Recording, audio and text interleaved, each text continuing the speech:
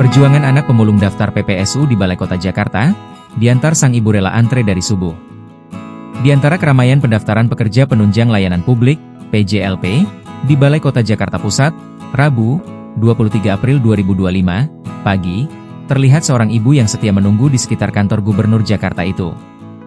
Dia adalah Uji Nur, 52, yang mengantarkan anaknya Rizka, 22, untuk mencoba peruntungan mendaftar menjadi penanganan prasarana dan sarana umum, PPSU. Gitu. Saya berangkat dari Pekawin jam 9:30.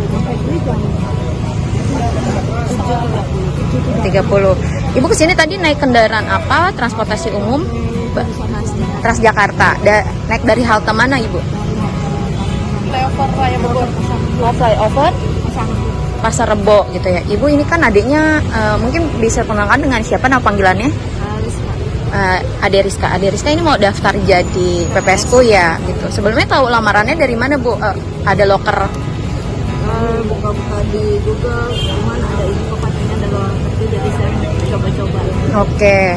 Ibu ini kan menumpuk begitu Ibu udah dari pagi begitu.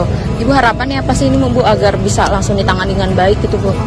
Cepat kelar aja, cepat diterima, cepat kerja. Iya, belum lagi biar dapat nomor antrian, biar bisa nanti keterima kan nantinya dari nomor antrian di sini Bu akan disalurkan lagi di wilayah masing-masing begitu, di mana di setiap wilayah dibutuhkan berapa PPSU gitu.